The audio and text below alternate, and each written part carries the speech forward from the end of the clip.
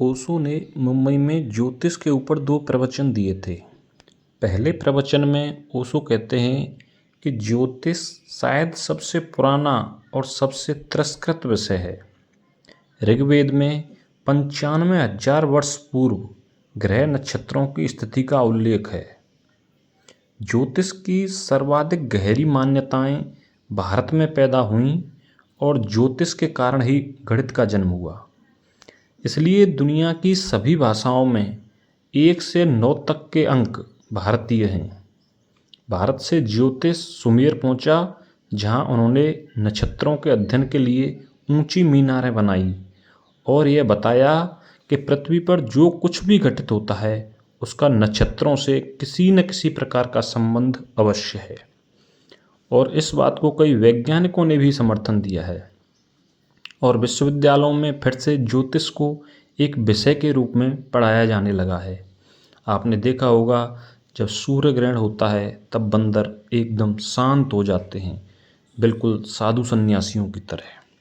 जब एक बच्चा होता है तब नक्षत्रों की जो स्थिति होती है उन दोनों का आपस में संबंध होता है। बहुत से वैज्ञानिकों ने इस पर कार्य किया और वे इस निष्कर्ष पर पहुंचे हैं कि अभी हम यह तो नहीं कह सकते कि व्यक्तिगत रूप से कोई बच्चा प्रभावित होता होगा, लेकिन यह हम पक्के रूप में कह सकते हैं कि जीवन प्रभावित होता है। और यह कहना गलत है कि ज्योतिष विकसित विज्ञान नहीं है। मेरी नज़र में ज्योतिष किसी सभ्यता के द्वारा विकसित बहुत बड़ा विज्ञान है और फिर वह सभ्यता नष्ट हो गई और उसके साथ ज्योतिष का पूर्ण विकसित विज्ञान भी नष्ट हो गया और हमारे हाथ में ज्योतिष के आधे अधूरे सूत्र रह गए।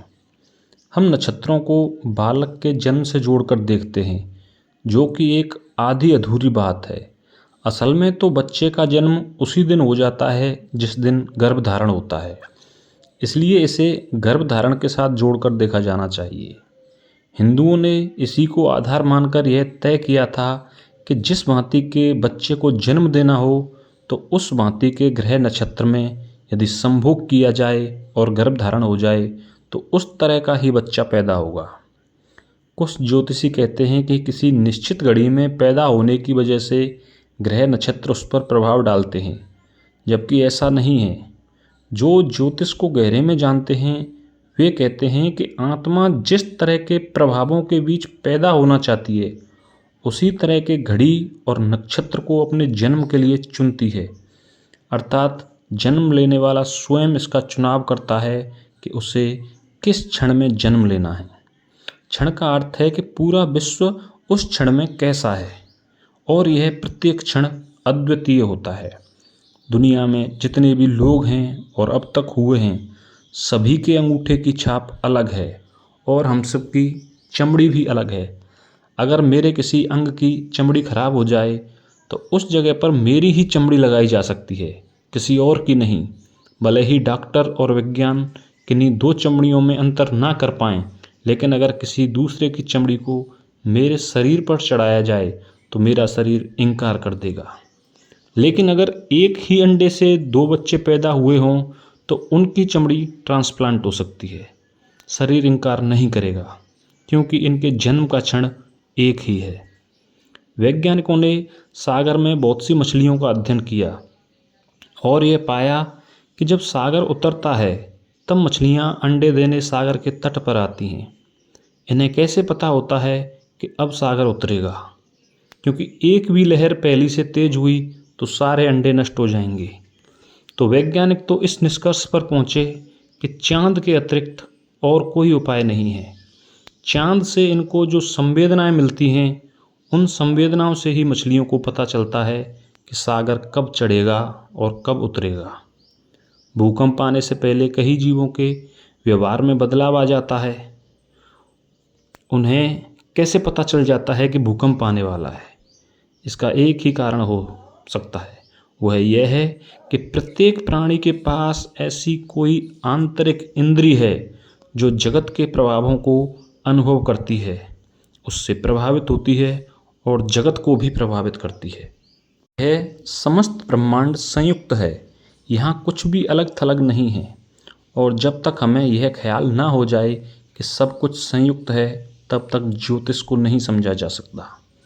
ज्योतिष कहता है कि इस जगत में जो भी घटित होता है उसके कारण हैं, भले ही हमें ज्ञात हों या ना हों, और जो कल होने वाला है वह किन्हीं सूक्ष्म अर्थों में आज भी हो रहा है। इस प्रकार ज्योतिष बहुआयामी है। यह भविष्य के साथ साथ अतीत का भी अध्ययन है, क्योंकि आपका भविष्य आपके अतीत से ही जन्म लेगा, और यदि अतीत को जान लिया तो भविष्य को भी जाना जा सकता है, और अतीत को जाना जा सकता है। इसकी प्रक्रियाएं और विधियां हैं। प्रत्येक व्यक्ति अब तक जिन रूपों में जिया है, चाहे आदमी की तरह, चाहे जानवर या पौधों या पत्थर की तरह, इस पृथ्वी पर या किसी अन्य ग्रह पर, उसकी पूरी की पूरी धारा उसके भीतर अभी भी संरक्षित है। महावीर उसे जाति स्मरण कहते हैं, वहीं वैज्ञानिक हुब्बार्ड उसे टाइम ट्रैक अर्थात पीछे लौटना समय में कहता है। ज्योतिष मात्र नक्षत्रों का अध्ययन नहीं है, यह उससे भी बहुत आगे है। इसका एक आयाम है जिसमें भविष्य को जानने की कोशिश है, लेकिन भविष्य को जानने के लिए अतीत को जानना जरूरी है। अतीत के चिन्ह मनुष्य के शरीर और मन पर छूट गए हैं, उन्हें पहचानना जरूरी है। जब से ज्योतिषी शरीर के चिन्हों पर अटक गया है, तब से ज्योतिष की गहराई खो गई है, क्योंकि शरीर के चिन्ह बहुत ऊपरी हैं। इस शरीर में बहुत गहरे में, मन से भी गहरे तल पर चक्र हैं, जिनमें आपके पिछले जन्मों की सारी कहानी संग्रहित है। हमारे हाथ की रेखा जिसे हम आयु से संबंधित करते हैं, वह बदल भी सकती है अगर आपको हिप्नोटाइज करके यह भरोसा दिला दिया जाए कि 15 दिन में आप मर जाएंगे। तो चाहे आप मरो या ना मरो, आपकी उम्र की रेखा 15 दिन के समय पर पहुंचकर टूट जाएगी। आपकी उम्र की रेखा में गैप आ जाएगा, क्योंकि शरीर गहरे में यह स्वीकार कर लेगा कि 15 दिन में मौत आ जाएगी। जैसे किसी बीज को हम बोते हैं तो उससे वही पौधा उत्पन्न होता है, वैसे ही पत्ते और फल उस पर लगते हैं। इसका सीधा सा अर्थ है कि ये सभी सूचनाएं उस बीज के अंदर पहले से मौजूद थीं। ठीक उसी प्रकार मनुष्य के बीज में भी यह सब छिपा है कि उसका रंग कैसा होगा, बाल कैसे होंगे, आँखें कैसे होंगी। और अब तो वैज्ञानिक इतने आगे बढ़ चुके हैं कि वे उस बीज के किसी विशेष जीन को, जो किसी खास विशेषता के लिए उत्तरदायी होता है, उसमें परिवर्तन करके भविष्य में प्रकट होने वाले उस लक्षण को बदल भी सकते हैं। यही आधार है ज्योतिष का, कि जो कुछ भी भविष्य में होने वाला है वह किन्हीं अर्थों में अभी भी हो रहा है, और उसकी नींव पहले ही पड़ चुकी है। इसलिए हमें यह बात ख्याल में ले लेनी चाहिए कि यह जगत एक जीवंत शरीर है। इस ब्रह्मांड में कुछ भी अलग नहीं है, सब संयुक्त है। हम पूरे समय एक दूसरे को प्रभावित कर रहे हैं और प्रभावित हो रहे हैं। अगर जगत की यह एकात्मकता हमारे ख्याल में आ जाए तो ही ज्योतिष हमारी समझ में आ सकता है, अन्यथा नहीं। धन्यवाद।